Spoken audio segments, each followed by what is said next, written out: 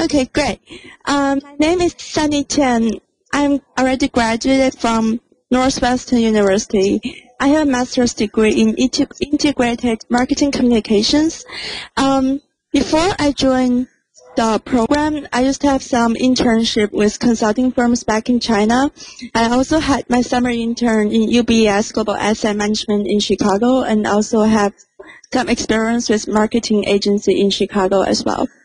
I think regarding my offer, I have officially accepted my full-time offer in Beijing office. That's gonna start in this September.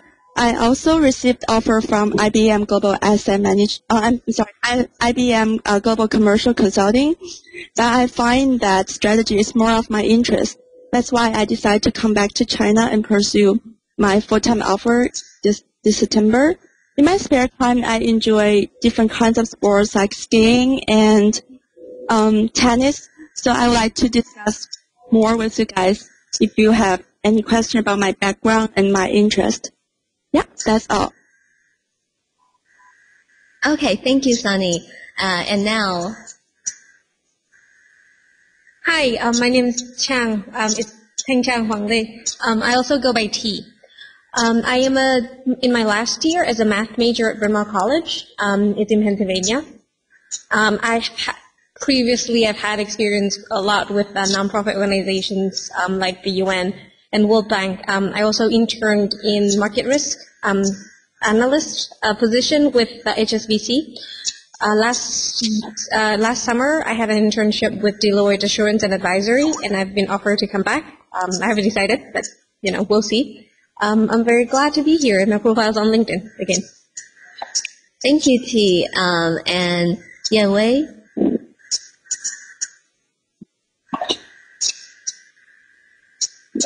Hello everyone, this is Yan Wei. I used to study in the University of Pennsylvania for systems engineering master degree, and I also have a Bachelor of Science degree in physics from Peking University, so very technical background.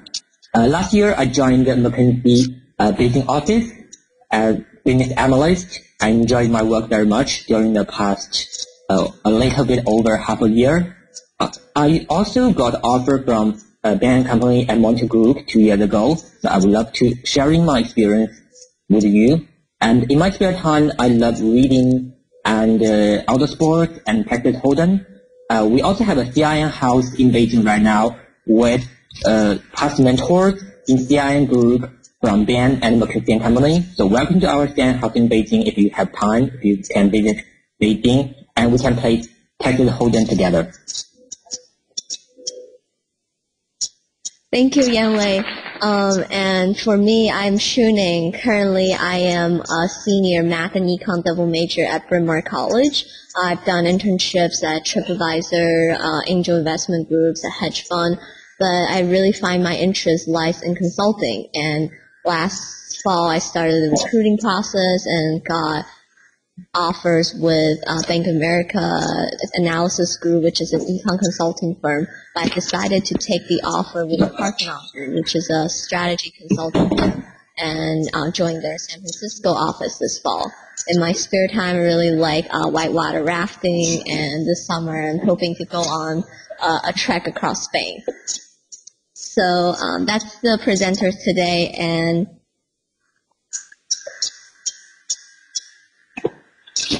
before we jump into each of our sections, you're here because you want to learn about networking, and so I just want to say a few words about the importance of networking. First of all, at this stage of your life, you're probably a junior or senior in school and about to graduate soon, so you're really looking for that very first job out of school. And networking can be that stepping stone in the process. And in fact, if you were reading our intro, about 70% of all jobs are found through networking, especially the higher up you go in the career ladder. So definitely networking helps with the job searching process, but it also helps you build your career by learning from the other, because these people are your mentors along the way, and also you get a a lot of information throughout these networking events, and new ideas and new ventures will generate. And finally, it's just fun, talking to new people, learning about new things. So today, we dedicated a whole webinar on networking. And before we jump in, there are just two kind of logistic things I want to go through. First of all, throughout the section, if you have any questions, feel free to type it on the chat on the right-hand side of the webinar. I will be taking notes, and then at the end, during the Q&A session, I will be picking the most popular questions asked by the students, so that you can. Hello. Yes, so about the questions, throughout the entire webinar, if you have any questions, feel free to type it into the chat box on the right-hand side of the webinar, so that we could get an idea of what the questions are and do our best in addressing them in the Q&A section. And finally, we also have a sign-in sheet, which is at this link right here, and I will also post in the chat box in a little bit so that you could sign in. And also, if you're a new member to CIN, it would be a good way to get future emails about our events. And also, if you are in the case team, then it's one selection criteria in May for our full-time mentee. So that's the few housekeeping logistics. And now let's jump into the networking survival guide presented by Sunny. Hi guys. Hello? Can you hear me guys? Yes, Sunny, yes. Okay, great. I don't think I need to emphasize again the importance of networking. So what I want to tell you guys today is how to survive a networking event. So first of all, what kind of networking events you can attend in your college? I've been through the recruiting season for both summer intern and full-time positions. I feel like the following 6 are really important in terms of your interaction with the recruiters. First is the information session. I find most of the consulting firms, at least in Northwestern, they have a info session during the fall quarter. As far as I remember, in just last year, there are more than 30 of them coming into campus to do a speech. I find this is the most useful way for you to connect with all people working in those firms. And the second way is the university career fair. And it happens like twice per year. Once is during the internship recruiting process, and the other is also in the fall recruiting season. A lot of companies will come to campus to have each one has a stand. They receive resume at the same time answer questions from you. This is also a great opportunity. And the third is the informational interview that's actually initiated by you. You can search on the alumni database in your school career service center. Then you can send the alumni an email to introduce yourself and ask for an informational interview, which lasted like less than 20 minutes. I find it's really important as well. And the case workshop is organized by some companies last year in Northwestern as well, like Bain and McKinsey. They all have their case workshop. They employ some full-time analysts come to campus and present how to do a case. This is also a great learning opportunity and also an opportunity to display your talent as well. For some other events like the corporate coffee chat, this was usually done by some employers. They will come to your campus and host some coffee chat and give everyone a sign-up sheet. You can select your slot and have like 30 or 1 hour chat with people who are working in the firm. And the last one will be pre-interview dinner event. This is most important. You're probably going to see your interviewer during this event and chat with him or her for more than 1 hour. And the next day, you went to the room and find this is the person you just spoke to last night. This is really reassuring if you attend this event and happen to meet with this person. So after we see all the events, we probably want to look at the next thing is how can we serve, why do we need networking in this event? Because ultimately consulting is people's business.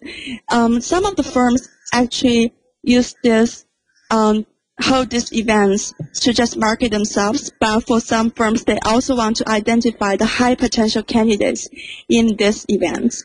So actually, if the recruiters know you and everyone in the firm heard about your name, you have a higher chance that your resume will get carefully read. This is going to be really helpful to get your first round interview or even a second round interview. So networking is really important. It's the only chance for you to get to know who are the decision makers in the recruiting process. Not necessarily the HRs, but more importantly, you get to know the project manager and you understand how they value different kinds of candidates and how can you proceed to the next round. Secondly, from the networking event, you can learn some valuable lessons about the company, the employees. Actually, this is a mutual process. After you talk with them, you feel like if this is the people who you like to work with in the future. So if you don't have a pleasant conversation, don't feel disappointed. You still have chance to back out if the company is not for you. So this is really important for you to understand your future employer and build relationship with other stakeholders as well. Actually, in the networking event, there are 10,000 ways you can mess up, but there are really few ways you can really beat employers' expectations. So I'm going to teach you a little bit tips from my experience and from my experience of my friends so that you can stand out in this networking event. Let's look at the next page. Before you go to any networking event, you want to clarify your goal. Basically, there are 3 major goals for you to have before you come to these events. First, definitely to make an impression on the consultants involved in your recruiting process. Try to make them remember your name and why you are so different from other candidates. The second goal is to get valuable information about the company, the culture, and the people. The third way is to develop some firm contacts that will be your useful resources throughout your case interview processes. And so the next is how to prepare after you have clarified your goal. Research is the most important because you have to understand who the person you're talking with. You need to search the company website to get a really good and thorough understanding about the company's specialty and its brief history and who are the major stakeholders in the company. If you know there are some recent deals like Monitor being purchased by Deloitte, before you go to Monitor's info session, you definitely should understand what's happening within the company. Is there any shareholder or structural change? So research beforehand is number one thing. And second is to try to reach out to alumni in your school because most of these info sessions or people who are coming to the campus are actually students in your school. So they come to your school because they really want to bring in more people, more alumni into their firm so that they can have a better chance to network into the top level of their firm. So definitely try to reach out to some alumni by writing emails or ask for informational interview before they even come to the campus. This is going to be really useful to make them remember you as well. And the third thing is to dress appropriately. Most of these events, you might need to dress at least business casual. Business formal is better if you are well prepared. And bring your notebook, pen, resume, and business cards in case you want to have further interaction with your employers. The last thing is to plan your route. This happens before you go to a campus recruiting event. You probably want to have a roadmap, who you want to talk with first, who are the major stakeholders when you listen to their speeches, or when you go to a career fair, you probably want to get a map first to see which is the company you want to talk with and plan ABC so that you can better utilize your time to talk with the people that are really important for you. After you are well prepared, let's see what's gonna happen. After you arrive at info session or at a campus career fair, you have to get your name tag first. Usually the name tag should go on the right and adjust it depending on your height so that people can easily find your name and then remember your name properly. And you want to talk with people around you to get to know their background and network with other attendees as well if you have some free time, but this is not necessary if you have very limited time. The third is to drink and eat moderately. Don't eat too much. Or when your mouth is full of stuff, when you talk with people, it's not going to be very polite. And you need to take detailed notes during the conversation so that you can track the other people's thoughts. You can understand how to actually ask meaningful questions. That's what I'm going to talk in a minute. And go for a target if you have one. This is based on your past research. If you just have already got connected with some alumni who is going to appear in the presentation, you might first want to go to, you might want to first find this alumni and at least say hello to him and let him know that you attended the info session, you emailed him before. That's going to make him easier to remember you. But if you don't have a target after you go to this networking event, you probably don't want to go straight for the big cheese, means that the one surrounded by the most people. You probably want to find one person that are fewer people they are talking with so that you can better position yourself and start your conversation. Your talent will not be buried among the people mountain people see that you're going to see during this event. And the best location you want to target is usually the high traffic area. So once you go for an corporate presentation, you want to sit really in the front row or you sit near the door so that you can really find the people who you want to talk with after this info session. This is going to gain you more advantage than the other candidates if you find the right spot and you can come, you can actually have a chance to talk with people more in that specific location. So let's see.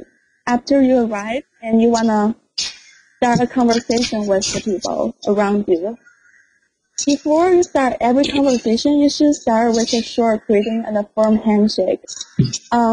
Prepare an elevator speech about yourself. This speech is usually less than 3 minutes, just a brief introduction of your full name and your major in your university and why you are interested in this firm, using just like 1 or 2 sentences to summarize that. After that, you want to start a conversation by asking very open-ended questions and ask them to talk about themselves. It's always good to ask them to talk about themselves first because that shows you really respect their opinion and you want to communicate with them. So the first step is to understand them. After they started to talk about themselves, you need to find some common connections or common interest. Because if the speaker is a school alumni, you guys probably have been to the same club, or if you are from the same major, talk about some teachers or the courses you took. That's gonna really make you closer to him emotionally. And also if he talk about his recent activity like skiing or doing some sports, school football team. So these are also the things you wanna try to mention 1 or 2 sentences. After that, you probably wanna demonstrate your strong interest in this firm by asking really thoughtful and meaningful questions.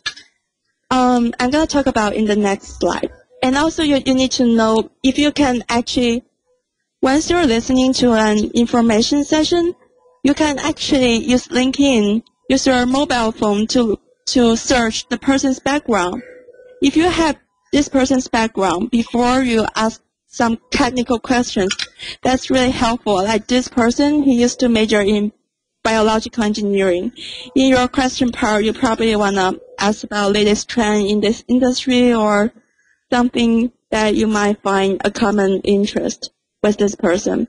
So it's always good to use LinkedIn and some professional website to know this person's basic background before you ask any questions.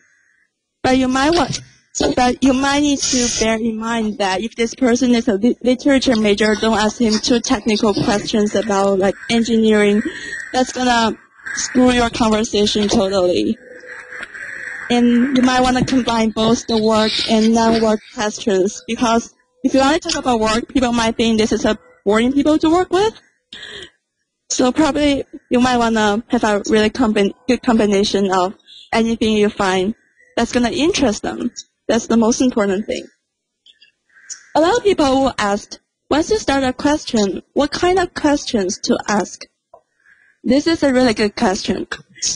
In the beginning, usually in a networking event, you probably want to have solid, open-ended question prepared. Like, what's your background before you're working? You start work at maybe bank company, and what do you enjoy most about your current job? What's been your most challenging project since joining this company? You want to ask this question because these questions, they have all prepared them well. They have a lot to say with you if you just ask these general questions. After they started talking about their background, which they are really proud of, it's really easy for you to track their career track and find some common ground with these people and continue the conversation. So after you have asked some very open-ended question in the beginning, you start to know this person more. So in your later questions, you might want to personalize a little bit. Like, I given one example, like one person said, when I was at Goldman last summer, one of my favorite questions asked everyone is why Goldman. So I like to ask you the same. So why BCG? Once you ask a question this way, people will feel like, okay, this is not that dry or just like very straightforward question. It's going to show your character or show your personality at the same time. Especially once you find some commonality with the people you're speaking with, like you have some shared school activities or some shared contacts or relevant experience with industry client the consultant is working on, you probably want to mention it first so that the consultant will feel like, okay, this person shares some similar experience with me. We have a lot to talk about. So once you actually understand this person more, you want to personalize your question a little bit and add your personal experience to your conversation. That's going to make it more interactive rather than just one-sided asking questions all the way down. I actually went to some information session at the end. I asked them, I once talked about my background about women leadership with a partner, and she actually started to ask me a question after I said a bit more about my working experience for a nonprofit organization. So it's always good for the other person to understand your standpoint rather than just one-sided questioning all the way. And you probably want to also show your intelligence. That's going to be your bonus point. Because you have established a good conversation with them, but there are maybe 20 people who have done the same way. If you want to stand out, you need to show your intelligence by asking questions whose answers cannot be found via Google. If you can Google an answer and directly know what should be the answer this person is going to respond about the company, that might not be the best question you want to ask. And also, if you ask some questions that never been asked by other candidates before, that's going to be a really big surprise for them. But you have to guarantee it's a good surprise. It's not like some embarrassing questions that everyone tries to avoid. So if you know how to ask the right question, you probably can have a really good conversation or fluent conversation with the person during maybe the 10 minutes of your talk. So during a conversation, after you ask a question, you should always have active listening, not just wait for the person to finish their answer. Because in active listening, you can have some eye contact with the person. You can understand what they're talking about, and it's better to take really some notes, really some good notes, because that's going to make it easier for you to come up with better questions. And in your conversation, you need to be genuine. the purpose of this talk is to build relationship. So relationship is two-way. It's not about just giving by one party. You have to be resourceful and be helpful. On the other hand, because I did attend a informational interview before. I heard about the person is really interested in football, so I tried to get a person a football ticket for the upcoming weekend, and invited him to come to campus to attend this. I think if you try to think about what that person wants at the same time, that's gonna make it easier for you to establish a relationship. Although in the end that person didn't come, but at least he might remember me or remember the person who is offering something he's interested in. And during a conversation, the quality of your question or your words are more important than the quantity. Never just talk about yourself more than 3 minutes. That's gonna be disastrous. The other people, if he is really not interested in that, that's gonna make him less interested in talking with you in the future. So probably try to remember using more succinct message and modify your language for them to be easily accessible for the people. And before you end your conversation, you really want to ask the people to follow up with you by saying, can I get your name card or can I have your contact information? Because the conversation is just the first step. What you really want to do is to get their attention all through your recruiting process, or even after you get a job offer, you want to continue to renew this relationship. So it's always important to get the person's contact information and ask them to follow up with you. And so next comes the follow-up part. The follow-up message should be sent within 24 hours of your event. And you should thank the person for his or her time using a very genuine tone. Mention one or two things from the conversation you found that interest the person. You might want to politely ask for favor, but be cautious. Never say directly you want to get an internship or interview. Maybe you can say okay, thank you so much for your conversation with me, and I really enjoyed it. I was wondering if I can follow up with you or talk with you for 10 additional minutes. So the favor is giving some informational interview or coffee chat, but never ask direct recommendation or direct reference on your first email. But maybe if you get familiar with the person after 3 or 4 emails, I think you can try to make a further movement and ask for more, but don't terrify the person away on your first email. And you should keep in touch throughout the application process with this person. So he's really resourceful. If you show him you are genuinely interested about the company, you are really devoted, he might help you, but this is not guaranteed. You should make additional effort for that. So if you want to make additional effort, you probably want to read some stuff, but these are just recommended reading. If you have some time, you can maybe check the Networking Survival Guide by Diane Darling or Case Interview Secret by Victor Chung. Victor Chung, in his book, shared a personal secret about his networking techniques. So I think that's my part about Networking Survival Guide. If you know the network, you can after you survive a networking event, the next big thing is to send really useful emails. So let's welcome T to mention some useful tips about networking email. And actually, one of the questions someone just posted is how do you get people to reply to your email? And in T's presentation, she's going to talk about some of the techniques you could use to ensure that. And also, if you see a question that you would like also to ask, make sure you mention that so that we know which questions are popular, and we will make sure to address those in the Q&A section. Thank you, Shani. Thank you, Sunny. That was really good. I learned a lot from it, too. Okay, so about networking email. I get a lot of questions from people about how do you just email a random person that you have never talked to before? Maybe you have a little connection, but you don't have a lot of connections. So like, how do you just email them out of the blue and get an answer? So the trick for that is you email a lot of people.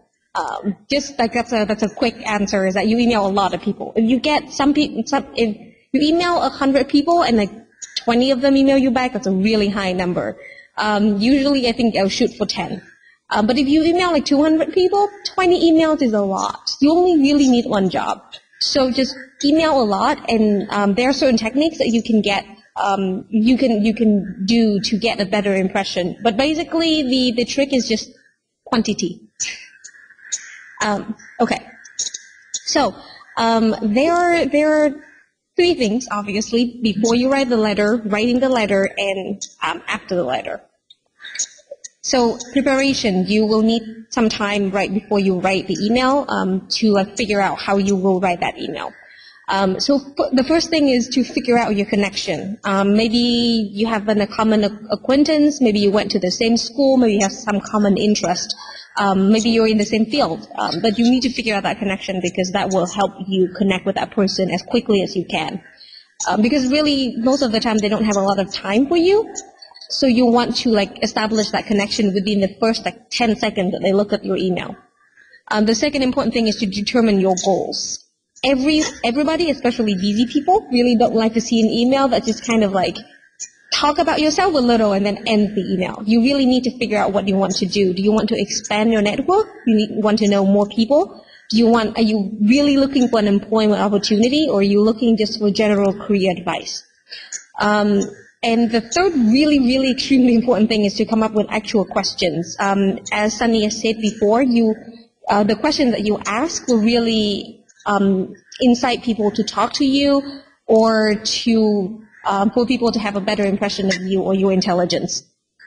In order to do this, I've had advice from other people to look at like the annual report of the company, do more research about the company, read recent articles about them. Annual report is great because it's public domain, so you can see all of their problems in there. And if you ask questions that are specific to the company, they will be very interested and they will feel challenged and they want to answer to you, because you ask a question that they need to answer. It's very important to be actually interested and not just pretend to be interested in their company.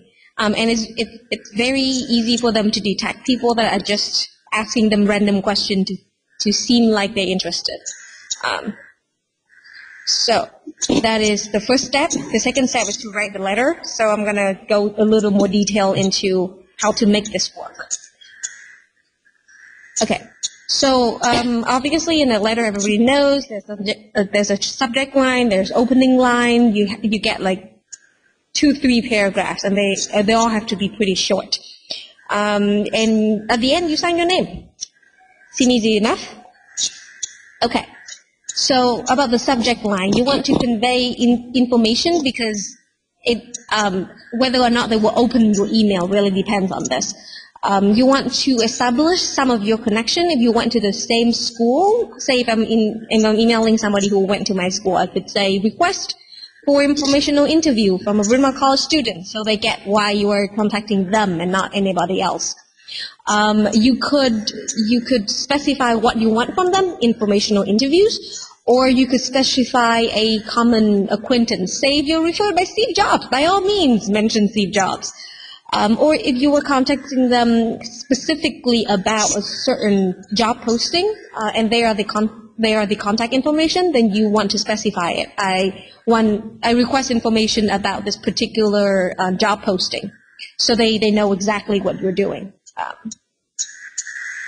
That's about the subject line. And the introduction, really important, because how people say you have 30 seconds for your first impression.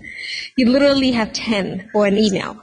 So you want to use a contact name. You never use "to whom it may concern" or "dear sir" or "madam." It's very, very, very bad idea. If you don't know their name from the email, Google the email. It's very likely that you will figure out their names first.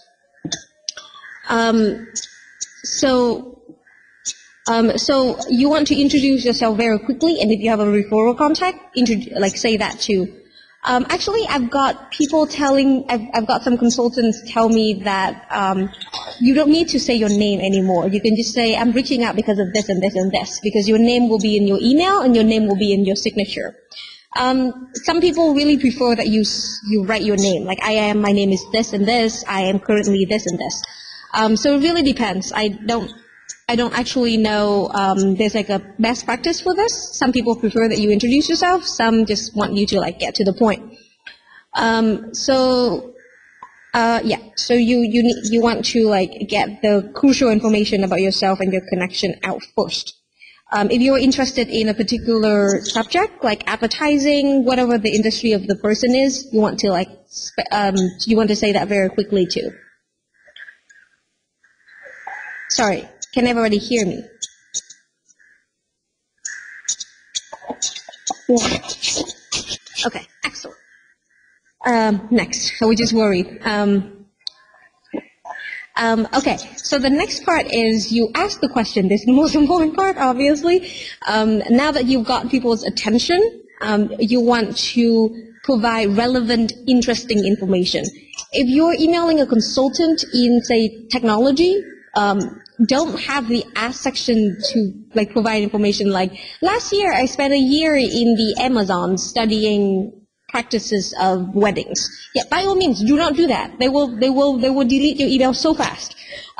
Provide relevant, interesting information. If you're writing about a job in advertising and you used to help out with the show about with their promotional material, then say that I have interned with, say, this and this company in their campaign about rebranding, for example.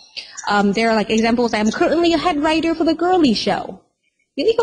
Some people know who this is. Or you have been a copywriter with this company. Whatever it is, it has to be relevant to the person you're emailing or the company you're emailing. You have to explain why you are getting in touch. This is very important.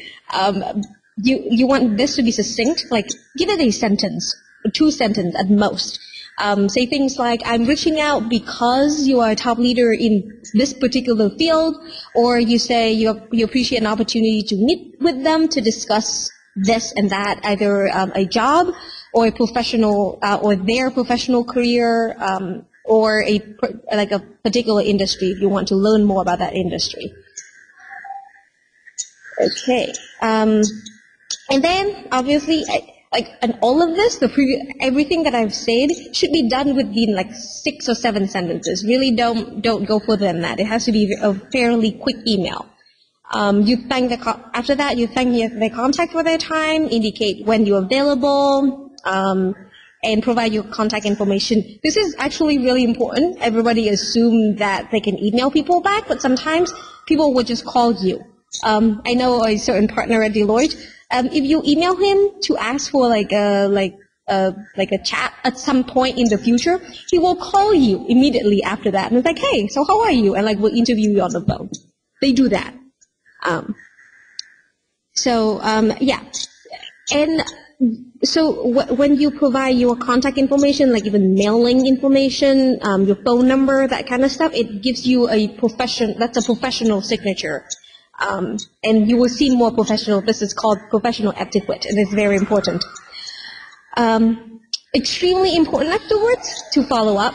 A lot of people ask me, so I email this person, and then they don't reply to me at all within the week. So should I just give up on them? How many times should I email them? Okay, so you don't want to email them like 5 times in the same week. It clogs their mailbox, and they will hit you. But you don't want to like wait another month until you email them again because they will forget about it. So maybe assume that first time you emailed them, either they were too busy or they like thought they would come back to it and they forgot about it. So the regular practice that you email again in about a week. And especially if you have an update about yourself, like say you recently completed your internship or recently published a certain research, or there was an update in their career, like you heard that they got promoted recently, or if they was recently on the New York Times, then email them again, usually within the week. Don't mention that they didn't email you back. Don't say like, hey, I emailed you, but you never said anything. Just email them again, introduce yourself again. If there's any update, mention the update. Everybody appreciates new information. If you've emailed them 3 times without no reply at all, maybe it's time you move on to your next contact. And as I said, again, it's very important to make sure every one of your email is good. But again, in the end of the day, most of the time it's numbers. Quality is very important, but quantity is what will get you that eventual 30 contact that you will have regular contact with. Email 300 people, you'll get 30 contact. It will happen. Okay, so do not hit send. I repeat, do not hit send. Before you do this, you need to have that 2 minutes that will make sure they don't delete your email. And that is to not make a bad impression. As Sunny said before, there are a lot of ways you can mess up, but there are very few ways you can exceed people's expectation. So, assuming that you've asked questions that will exceed people's expectation, this is when you make sure you do not make a bad impression. You spell check and you edit twice. If people see spelling mistakes, sometimes they will be too busy and they will forget it. But in the chance that they might notice it, or if, as consultants as they are heavily detail-oriented and they figure it out, do not make any spelling mistake at all, ever. Okay. Check on your overall tone. Make sure that it's formal. If you are emailing somebody who's, say, a partner who you don't know very well, you want to make sure it's appropriately formal and professional. If it's somebody who's really young, who you have, loose contact with, it could be less than formal. It could be awkward if you're too formal about things. So make sure your tone is consistent throughout the email. You don't want to say, "Dear Dr. Professor, White," and then at the end you're like, "It was really nice talking to you," smiley face. Okay, so make sure it's consistent the entire time. Check your formatting. Do not do cap locks, underlining. Excessive formatting is just not good in general. Make sure that, look it over and make sure you have demonstrate interest and clarity of long-term or short-term goals.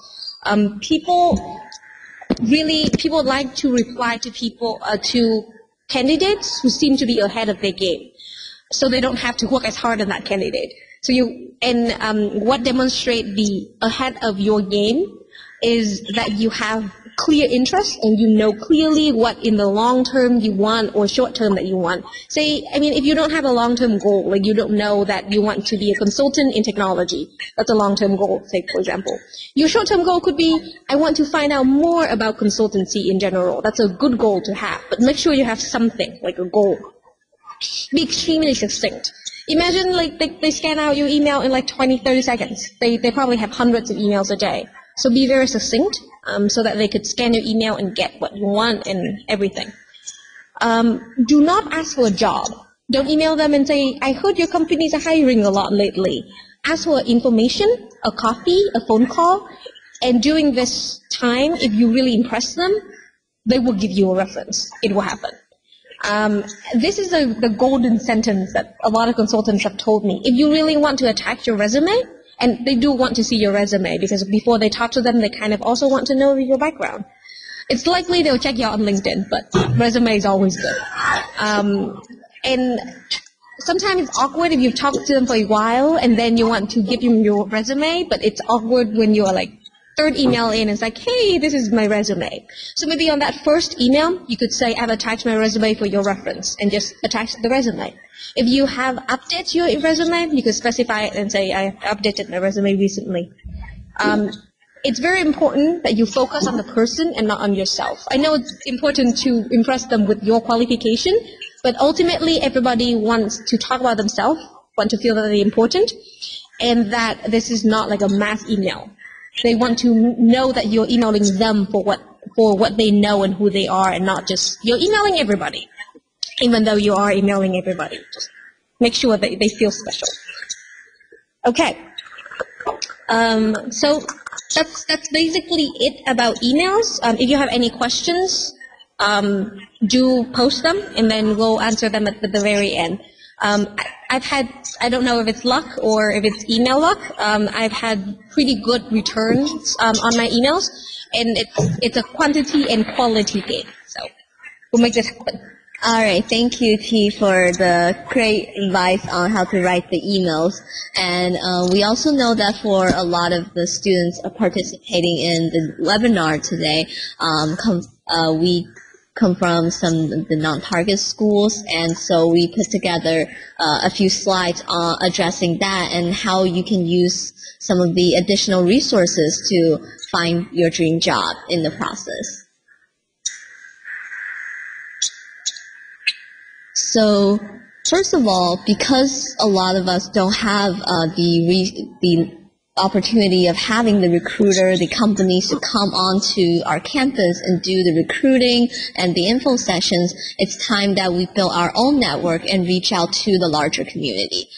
But of course, the campus resources are also helpful. So before you reach out, make sure that you check whatever is in the career office of your school. Make sure that you have utilized all the resources they have, the mock interviews they're providing, the alumni in the information bank they have there. So just make sure that you have already all the on-campus resources and then start reaching out to the other people. And in the process of reaching out and building your network, we have found that LinkedIn to be the #1 important site you should be on. And it's sort of like Facebook, it's a social website, but it's for professional people. So make sure that whatever you post on there is professional and related to what you want to do in the future. If you want some examples, actually, all the presenters today, we have LinkedIn, and so you can find us on LinkedIn, check out how we organize our profiles, what we have there, and you can use that as a reference for building your own LinkedIn. And then when you are starting to reach out into your network, one of the things that's often overlooked by people are the friends and family connections, especially for people who are in the earlier say freshman, sophomore, or just getting started. It might be really difficult, especially if you don't have any relevant experiences in the past, to get such corporate opportunities. But a lot of you might have family or friends who could kind of pull you in and give you an opportunity. So make sure that you ask your family members, maybe a distant uncle who's working at a company that could give you a chance to do an intern, even just as a secretary and shadowing his work. It's still something that could be worth mentioning in your resume and potentially get you that first internship or job you need.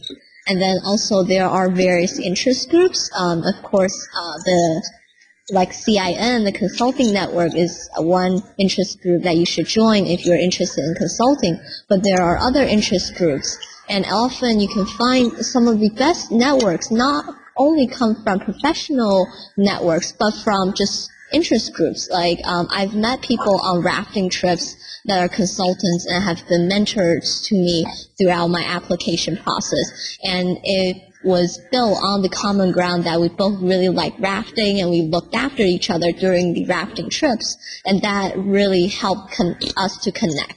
And finally, just be open, and be open to everyone you meet on campus, off campus, waiting for the bus. I actually have an interesting story to share with you. I was once on a bus from Boston to New York, and at that time I was a little indecisive about consulting and finance. And there was a guy sitting next to me, and he was working on some PowerPoints during the ride. And then we started talking, and he turned out to be an investment banker. And he talked to me about his life career path, his career goals, and what he's doing right now in his current job. And after these encounterances, I really found that maybe I'm more of a consulting person versus an investment banking and finance person.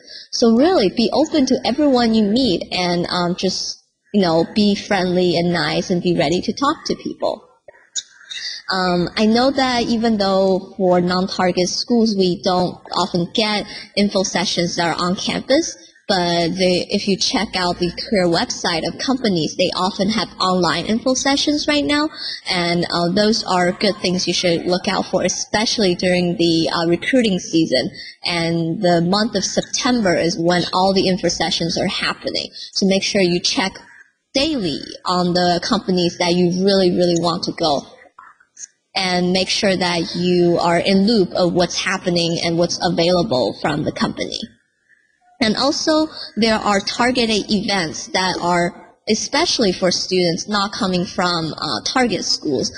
For example, if you are from a liberal arts background, then there are some liberal arts networking events from companies, and then also for women's network, I've been to various women in consulting teas or online info sessions, and those were really helpful because not only are you able to get some information about the company, but you also get some information particular to the specific group. For example, as a woman, when I was talking with someone else working at the company, I can get a sense of whether it's a very balanced work-life dynamic, whether it's friendly to women, and also if you talk to them and they mention that all the high-up executives of the company are white and male, then it says something about their corporate culture, and you might want to reconsider whether you want to work there or not.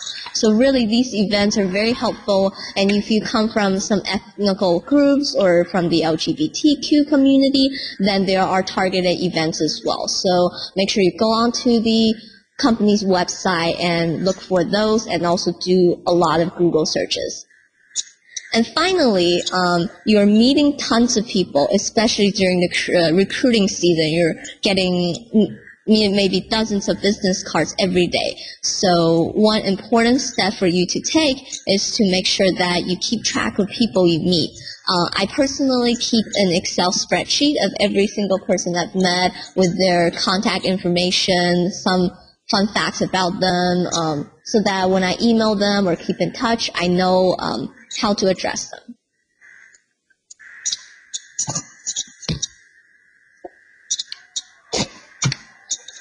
Okay. Personally, I'm just going to add on to Shuning's little Excel sheet thing. I have one too, but if you're in a room full of if you're in a networking room and there are a lot of people and there are so many names that you can't remember, ask for a name card and then walk out into the corner and scribble some things about that person in the back of the card. And when you go home, you could review that and you can try to remember the people. It helps. Okay. So Shuning has talked about how to find mentors, how to expand your network to find people that will potentially help you further in your career, or give you insights about career. Here's a tip. Again, consulting is people's business, as Sunny said. You need to not only build your network of mentors, but your network of future colleagues. Everybody who is within 2 years of your age will likely be your same year in same professional year, basically. So it's very important to reach out to other people of the same interest, other students in your school, especially if you're non-target school and there are not a particular consulting club or business clubs that you can join. Maybe you can form one. Maybe you can form one. Juning and I started the consulting club on campus, for example, and we found a lot of other students with the same interest. This is important because of three main important things. First of all, you need to practice for your case interviews, and there is no other helpful ways to do this except for if you have a lot of peers who can help you to do it. And I've heard repeatedly from consultants and consultants interns that they learn the most from their peers, even at work, even before they arrive at work. So the fact of the matter is your mentors are important, but your friends, your peers are likely to be your best teachers. I would like to draw your attention to the fact that CIN also have case practice groups, and they should start up soon. We're setting it up, and it will happen. So send your application in. Okay. So the second important thing about reaching out to people of the same interest is that you can hone people's skills. Again, a network, people skills are a consultant's best strength. So by interacting with a lot of people of your peers, you could really hone the skill in how you can connect with other people, how you can talk to other people, especially how you can explain difficult concepts in simple terms. Here's the thing. I am a math major and I have a minor in English, creative writing to be precise. I can assure you that my poetry friends have no idea what, say, differential equations are. Nor do my math friends know anything about alliterations. But you can explain it to people. If you can explain very, very different concepts to people with very diverse backgrounds, it's likely you can do it as a consultant. If you can't do it right now, no worries. If you interact with a lot of different people, you will eventually know how to do it. The third important thing is if you are from a non-target school, there aren't a lot of opportunities for you to show that you're interested in consulting in the industry. There are not as many organizations on campus where you can take leadership position. It's harder for you to show passion for the companies when they don't come to your school for info session.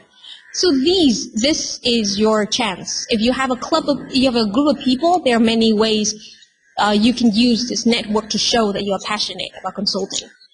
So these are really incentives for you to reach out to people.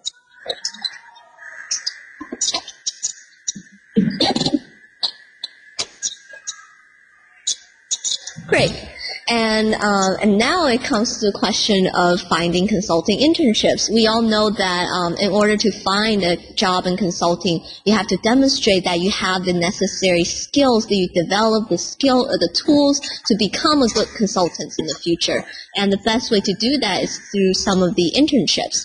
And we understand that coming from a non-target school ourselves, that it's really difficult to get into consulting internships. In fact, most of the consulting firms don't have summer internship. What they do is that they will start their recruiting in the fall of the senior year, or for MBA and graduate students, the last year of your program, and start recruiting. So that so that in order to build up your resume to be very competitive during the recruiting season, is that you should have done relevant experiences in the field. And I'll talk a little bit about how you could achieve that. So the first important thing is that you should find interesting internships that you have interest, that you have passion about. So if you're doing something that you're passionate, for example, saving wild animals in South Africa, when you talk about this experience, it's very likely to show your passion versus if you were working at a big branded company, but you were just pouring tea for everyone every day. First of all, you don't learn much, and also there's really not too much you could talk about during the process. So really, first of all, find an interesting internship, and then find one that's very impactful, where you have stories to tell, where you can demonstrate your passion for whatever you're doing. What you can make a difference. So like I mentioned earlier, the pouring tea versus doing animal preservation in South Africa, the impact you're able to make, the field that you were working in might not be as relevant compared to what you have gained throughout the internship and what impact you have made. So definitely make sure, first of all, you pick an internship that's interesting to you, and also the work that you will be doing is impactful and that you can gain valuable skills through the process. And then also, for me, during my sophomore years, it was really difficult to find an internship in the for-profit world. So instead of focusing very narrowly in that area, I looked into the nonprofit world, and actually I interned at a consulting firm for nonprofit companies. So even though it's still in the nonprofit area, it is the work I'm doing is exactly the same as someone else who would be working at a big consulting firm. So that, and for these nonprofit internships, usually they have, there will be fewer people who are applying, so it would be easier to get into. And also, it would be easier for you to make an impact because in these organizations, because you are volunteering, they could use any help that you could provide. And so during the process of your interview, make sure that you're developing the skill sets that you will want to appear on your resume. And for consultants, that would be people skills, project skills, how to manage your time sufficiently, and attention to detail, and etc. And then finally, if during the school year you want to find some work relevant to consulting, then why not start projects yourself? If you go ask some of the offices on campus, for example, the admissions office, the career development office, oftentimes they have some small pieces of projects that they would love to get students help on. So Tia and I were talking with the career development office the other day, and it turns out that they would need some help in pulling together some data on the graduation information. So basically where people are after they graduate, what work they're doing, and some of the updates. And this is a great opportunity for you to get your hands dirty and work on actual consulting projects. If you don't see if the offices don't have anything readily available for you, why not start something yourself? If you see that there is a need for more efficient process in garbage disposal on campus or recycling, then you could write up a proposal, put in your detailed plan and pictures, and just talk to the person who's in charge of that at school.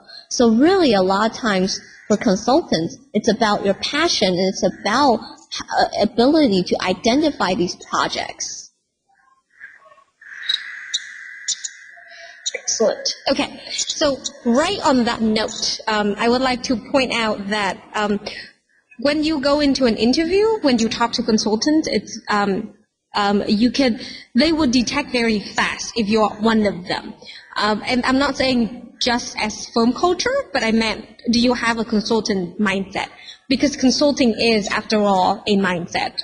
Consultants kind of break down everything into categories. It's there are certain ways that they go about things. We go about things.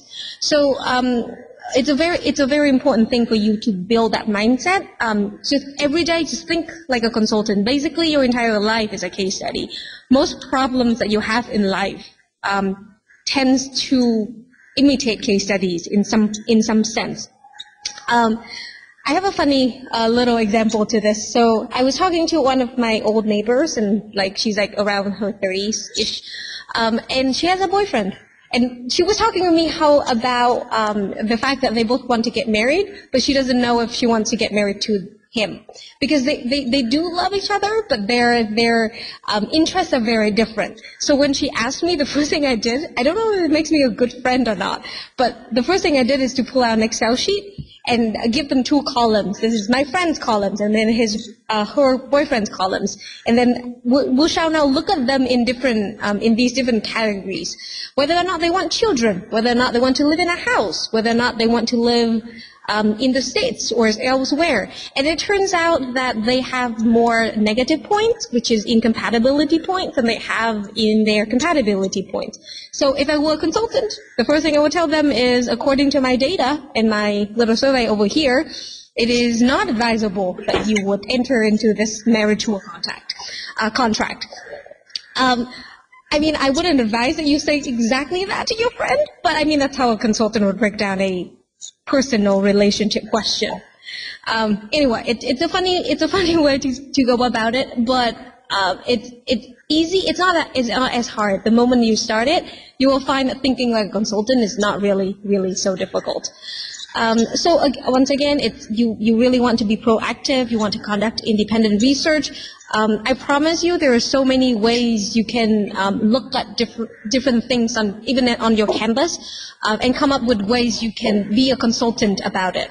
And as I've heard repeatedly from consultants that once they graduate, they realize that the gate of their schools were holding them back so much because they could just go out into the city, like the nearest city, and ask the school in the city or any nonprofit in the city whether or not there's any sort of data project that they could help out with, any problems that they currently have that you can help them with. You don't really have to stay in your school. There are no limits as to where you can go.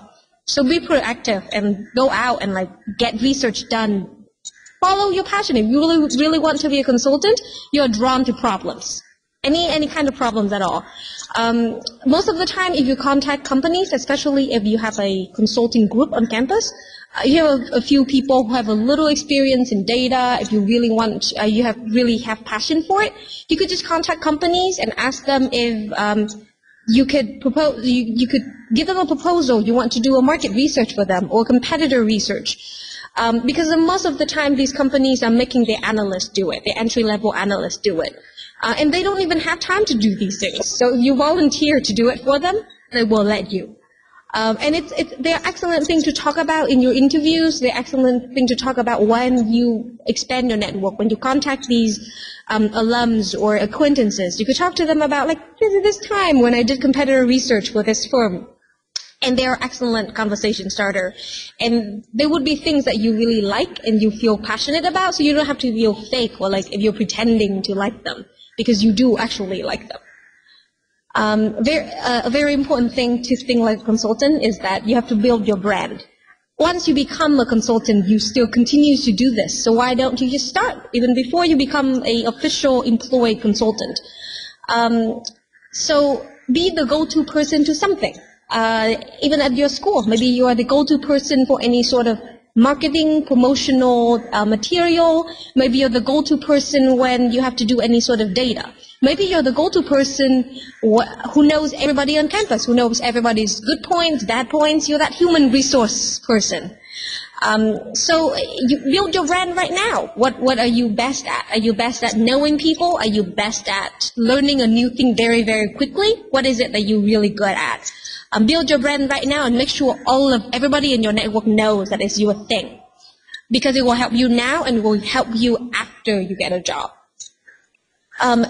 Once again, very important to build professional etiquette, how to write professional emails, how to talk to people professionally, how to appear professional and grown up, basically. Consultants are people to be trusted. Companies hire these expensive people to come over. They cost $1,000 an hour, $500 an hour. They cost like a fucking lawyer. And they expect you to be able to seem like an adult. These people are asking you for advice. So you want to make sure that you seem professional, that you are mature, that you are in the authority, you have the authority to make these advice. So build that now. Build that professional etiquette now. It's extremely important. All right, thank you, T. So we have touched up on some of the resources you could use, especially if you are currently at a non-target school in the U.S. And now we'll introduce Sunny, and now we'll have Sunny talk about some of the consulting resources you could use if you are at a school in China. Okay, thank you, Shuning and T. I really like your presentation just now. I think after I got my offer from Bain's Beijing office, I got the question mostly asked is, how did you get an offer for a Chinese consulting firm office when you're physically in the U.S.? I guess for now I'm gonna tell you guys how I get that. And before that, I need to clarify some common misunderstanding about consulting recruiting in China. Before this session, I actually go to the injiesheng.com, the BBS, and find there are a lot of misunderstanding about how the consulting recruiting process is going in China. So first of all, a lot of people think the big consulting firms only recruited candidates from top 4 domestic Chinese schools like PKU, Tsinghua University, Fudan, and Shanghai Jiao Tong University. However, that is not true. As far as I know, for Bain, for this time, during their full-time recruiting season, they have recruited at least 7 candidates from overseas school. And in the past, as far as I know, they also recruited people from Beijing Foreign Studies University, which was my undergrad school. And they have some people from Tongji and some other non-target school as well. So this statement is definitely false. And the second is that people would think consulting firms in China only have full-time position or summer intern position open for recruiting. This is also not true. Because in my undergrad degree, I used to be a PTA. That was a word devised by Chinese consulting offices. PTA means part-time associate. At least as far as I know, Bain and BCG both have the PTA recruiting, and it's ongoing. When a consulting team is in need of people who are making the cold call or doing some desk research, but it's off cycle, they would have this PTA application open for people who are not only just from target school but also from non-target school. So the third question is, online application is the only way to submit your resume. This is true for full-time and summer intern, but definitely not true for the PTA recruiting. Because a lot of the PTA recruiting, they come from acquaintances. Like if you have if you know an alumni working the firm, and she might know you personally, and you can ask her to refer you to the PTA position once there's an opening. It happens most of the time because like 80% of the PTAs, as I know, they don't submit their resume in an official way, but they actually have some people who are inside the organization willing to recommend them for this position. If you are in the CIN group, you got this lucky chance because there are many consultants working in the Chinese offices willing to submit your resume and recommend you for the PTA position if you are a dedicated member in the CIN group. So just keep on working, and we'll notice your talent, and we will find a way to give you a chance for the PTA position. And the fourth myth is the more internships, the better. This is also not true. Because as far as I know, if you continually work on the PTA position for like BAM for more than 6 months, you will go through the internal recruiting process. They will have the specially set up interview for the PTAs who have worked for more than 6 months. So if you're lucky enough to work for BAM as a PTA for more than 6 months, you probably will get an early entry decision for the full-time offer. And the last question a lot of people ask me is, once you recruited for China office, is your case interview in English only? This is also not true, because during the final round, there will be 2 cases, 1 case in English, 1 case in Chinese. So if you want to go for China office, also practice your Chinese as well. I guess that's not a problem for the majority of you. So if you understand about the consulting recruiting process, I'd like to introduce a little bit about for overseas students how to nail an offer in the consulting firm's Chinese office. The first step is to write to recruiter to confirm the timeline. As far as I know, McKinsey, Bain, and BCG have separate recruitment timeline from domestic schools. Usually it's earlier than the domestic recruiting. So if you follow the domestic recruiting timeline, they might request you to fly back to China. This is definitely not convenient for you. So always plan ahead and ask the recruiters what's the deadline for your school to submit the resume. And second is to attend the recruiting events on campus. You might want to think that since I'm not interviewing for the U.S. office, why do I need to know the people from the U.S. office? Definitely you need, because usually the first round are conducted by the U.S. office employees. So if you go to those networking events and get familiar with the U.S. people in their offices, they might give you an easy pass if you have good networking skill and good case interview skills. And the third is you might also need to network with people working in Chinese office, because in some Chinese offices recruitment website, they ask you to write referrals. If you know some people within those offices and write their name, it's gonna help you a little. I would say not much, but at least it proves that you are familiar with their office. The fourth thing is to learn about business news in China. Because if you are interviewing for Chinese office, most of the case, they have their background set up in China. At least you need to know the population and like the city size.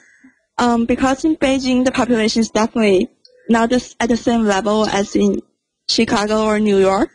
So probably you want to learn some basic information about China and about the latest business news in China, and that's also going to help you in your case interview. The last thing is the most important. You need to get adjusted to the different application process. As I mentioned in the beginning, they have different timeline. And second, you need to practice your case in Chinese. Also, you need to prepare your Chinese CV. Because once you submit your resume, you need to submit both an English version and a Chinese version of your CV. That is really important. I know a lot of people got screened out, not because they have a bad resume, but because they don't attach their Chinese CV. So if you have in mind these 5 things, keep practice case and keep networking, I believe getting an offer in consulting firm's Chinese office is not a hard job. Okay, I think that's my part. All right, thank you, Sunny, for talking about the recruiting process for the Chinese offices. And now we know that the networking actually does not stop after you have a full-time offer. Networking is a constant effort, and it's a way for you to grow as a consultant. So now we are very lucky to have Yan Wei come and speak with us on the networking in workplaces.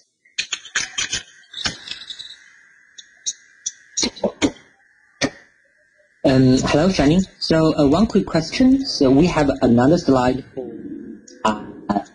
for why school matters. I have some comment for that as well. So in a slide here,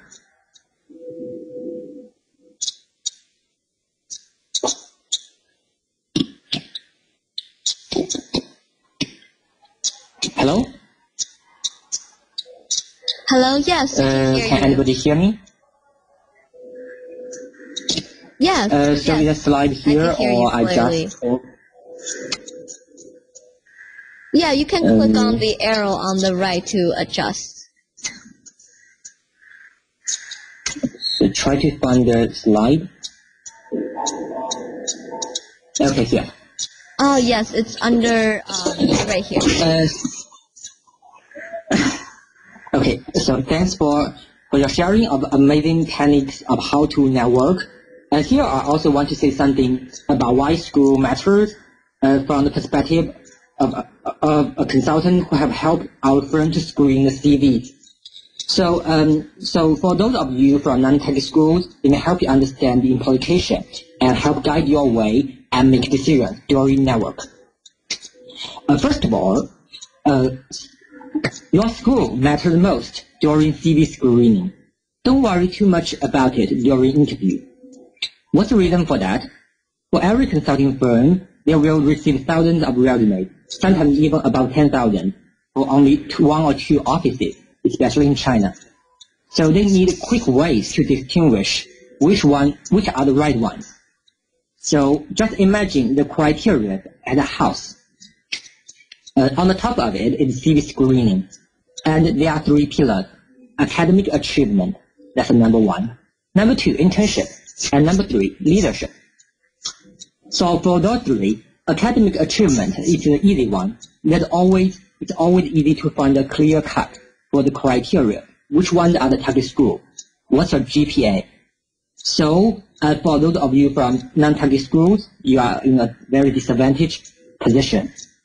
But you can always work hard to improve your other pillars. You should really work hard for internship and leadership.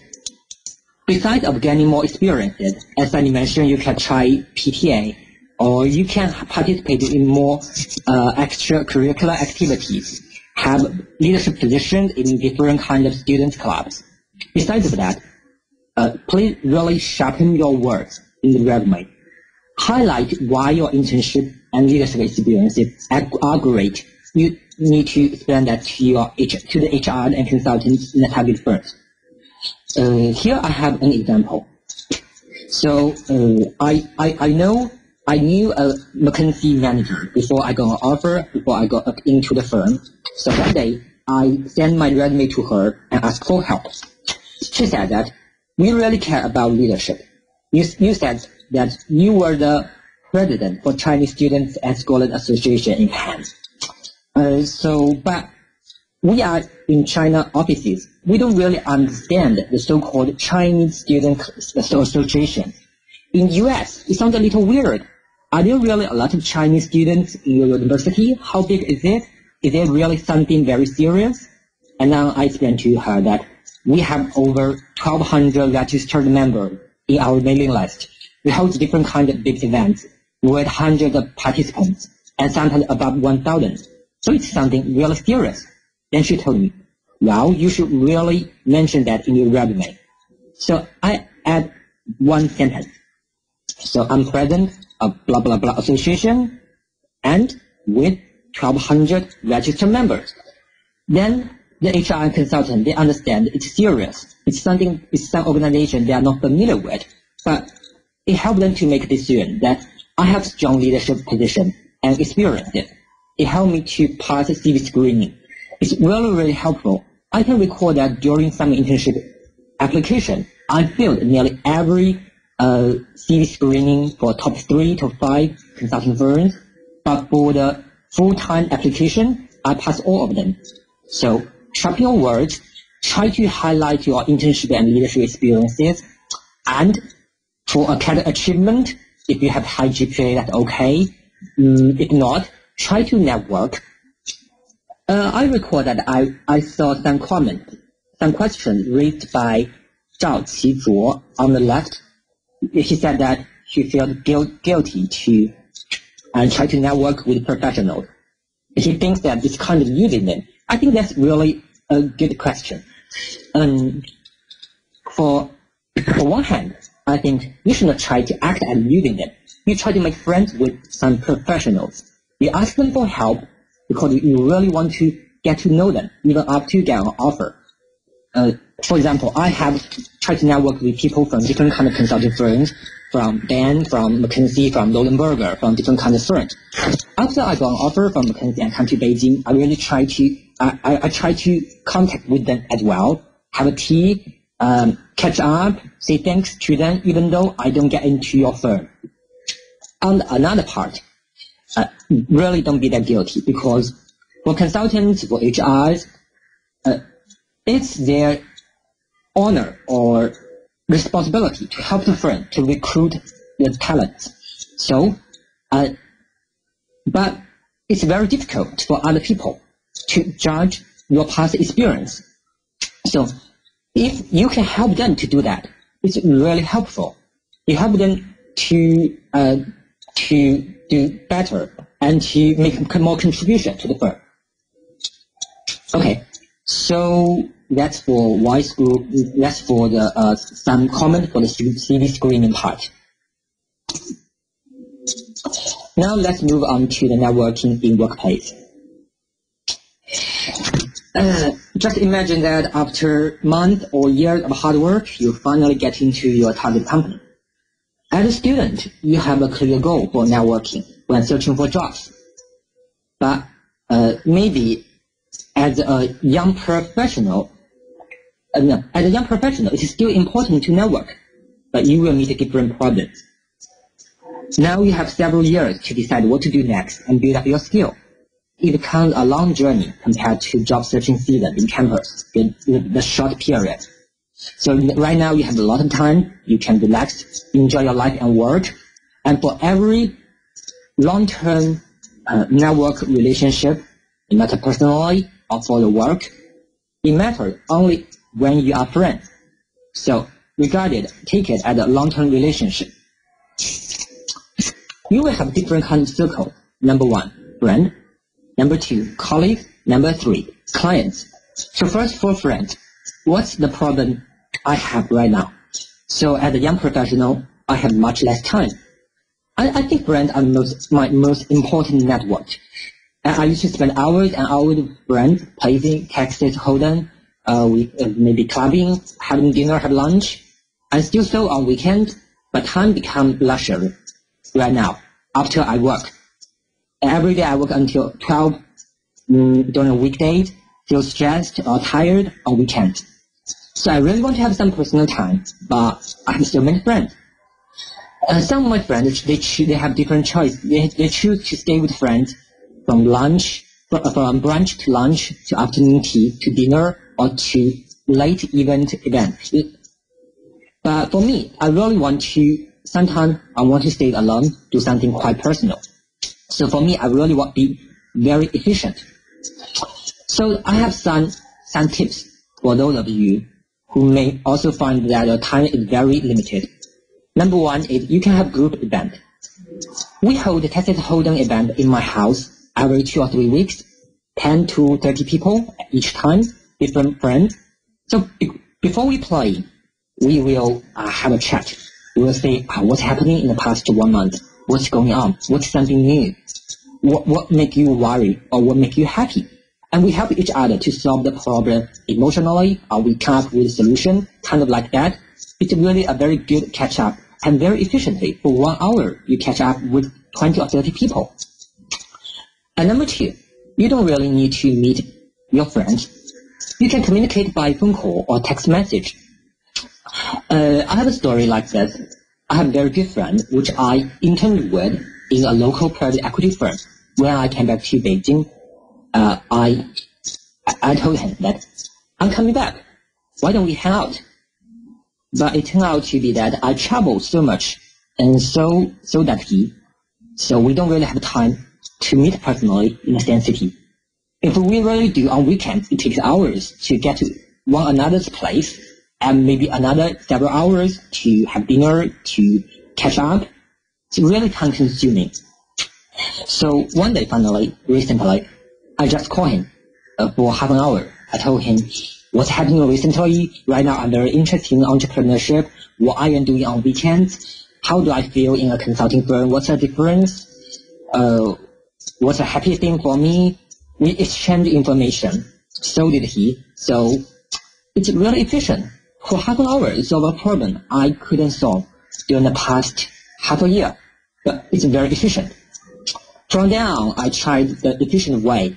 I will send text message to friends, maybe 5 to 10 friends in half an hour to tell them what's going on for me. I'm doing A, B, C, and what's happening. What about you? How's everything going? It takes a very short time, but it's a very good way to show that you care about your friend and keep your big friend network. So that's number one, friend. Number two, it's about colleagues. There is another myth before I go into consulting firm. I think that for consultants, most of their network come from your client. Your clients come from different industries. Mostly they are middle management or even they are top executives, really helpful for your future career and life. But actually it turned out to be that the most important network come from colleague, absolutely colleague. So imagine, just think like this. For every project you do as a consultant, you work with 2 to 5 colleagues and several other clients as well. You work close together. But the time you spend with colleagues is 10 times more than that with clients. You work together for the study, you fight together for the final presentation. It's really hard. During this time, maybe 2 to 3 months or even longer time, you understand each other, you know each other's weakness and strength, and finally you develop a very good relationship without the guide that you really want to help each other. So it's important when you in workplace, enjoy your work no matter how hard it is.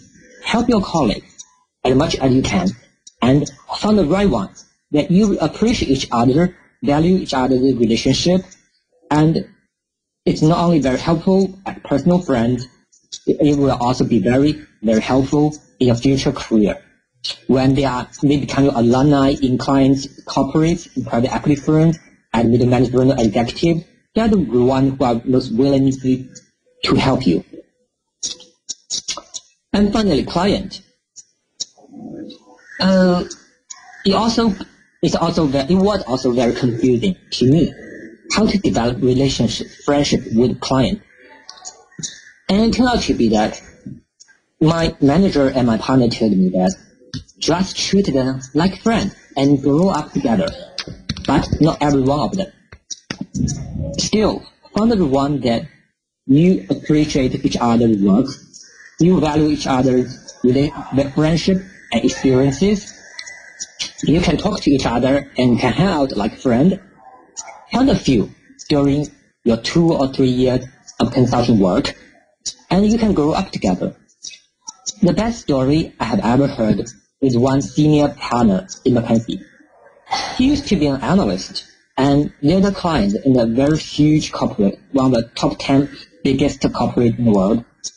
The client at that time was a star staff in junior level in the client side.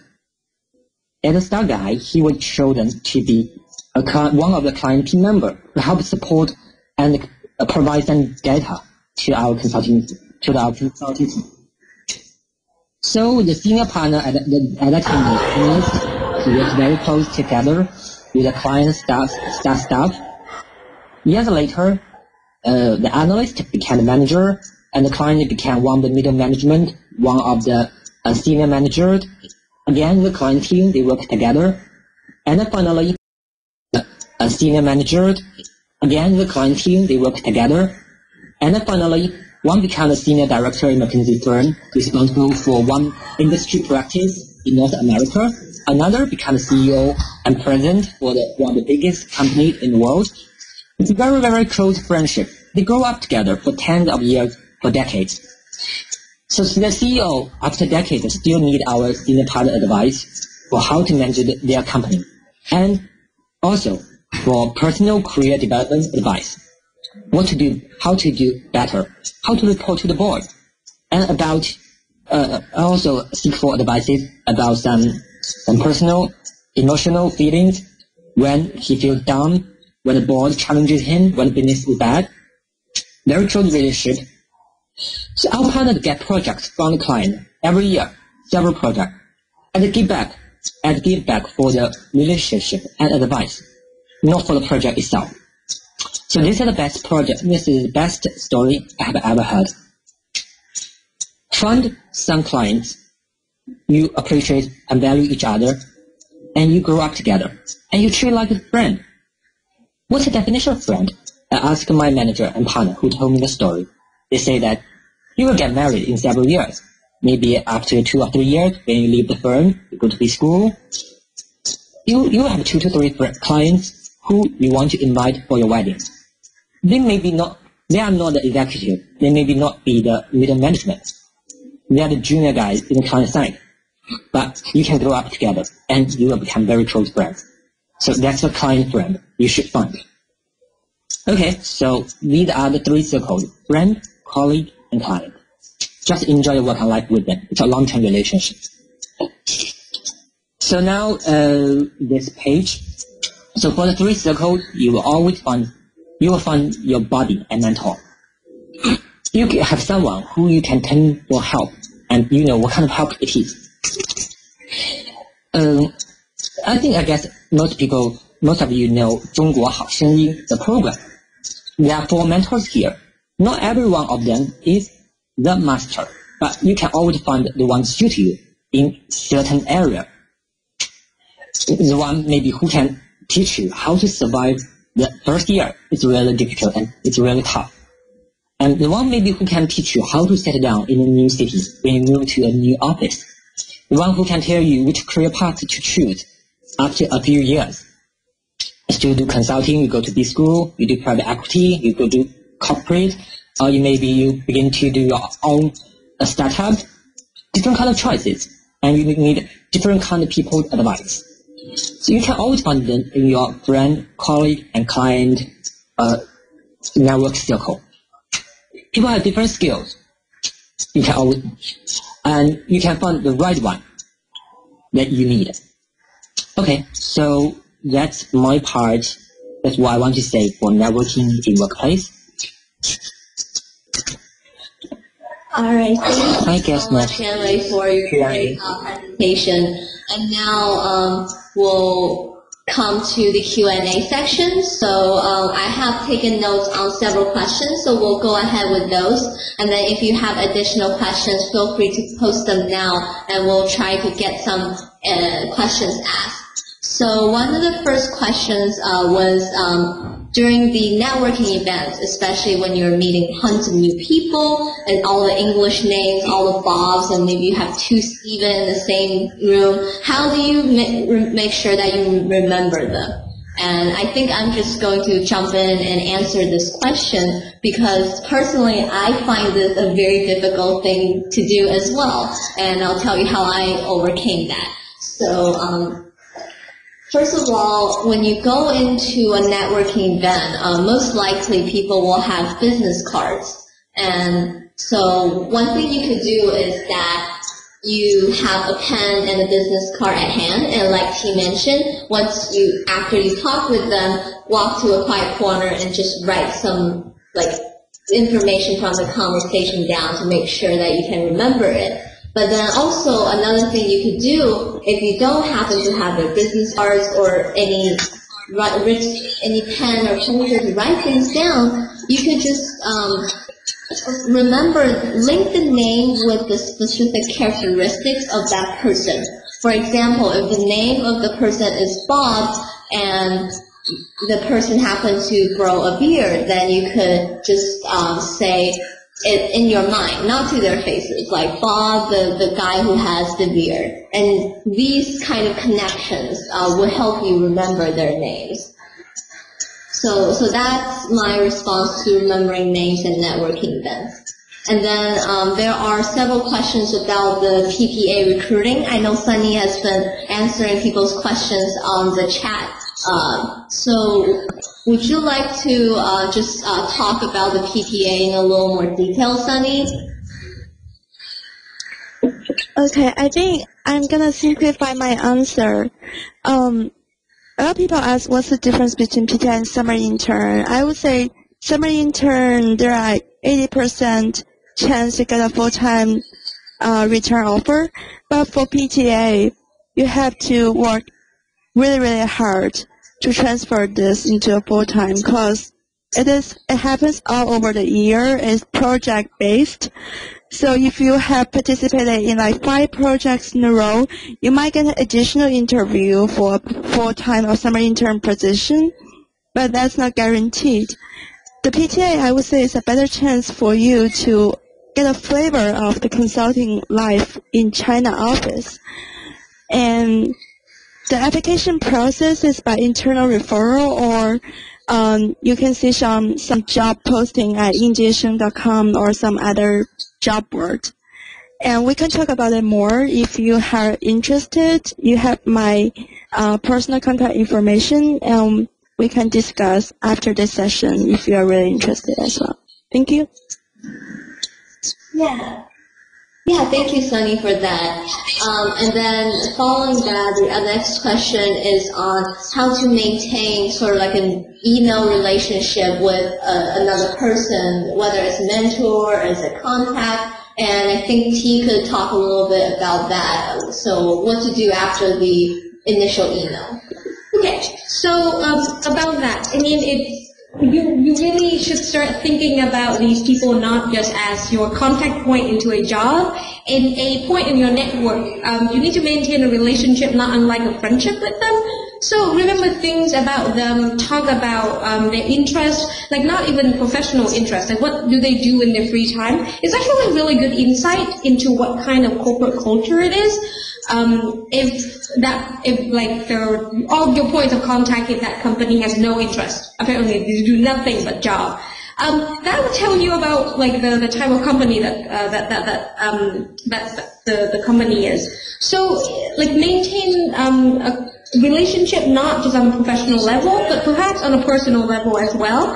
If you could remember, maybe they like theater and you love theater, you guys could talk about like shows that you could potentially go to. which is important. I mean, there are multiple other ways. If you subscribe to their LinkedIn or your friends on LinkedIn, LinkedIn will send you updates about their professional life. Like say that person got a promotion lately, you could email them, congratulate them, that kind of stuff. These little updates will really keep you in contact. And if anything has changed in your life, say you moved to a new city, you changed jobs, any of that, you just email your contacts and tell them about it so you could remind them if you are here, there. And I mean, if you move to a city where one of your contacts lives, you should get in contact with them. And just think about it as think about them as your friend, people that you have personal relationship with, not just contact or acquaintances. So. All right, thank you, T. So that's the questions we have collected during the presentation. If you have any further questions now, this would be the time to write them onto our chat. And yes, and also if you have any questions after the session, and feel free. You have our LinkedIn. Feel free to add us as contacts and pop us the questions. So if we don't have any more questions, I think we'll wrap up the presentation. And again, I would like to thank everyone for being here today, and we really hope that this was helpful to you. And please, again, don't forget to sign in to the Google document to make sure that your name, you'll be taking credit for attending the event. So thank you all, and have a great day.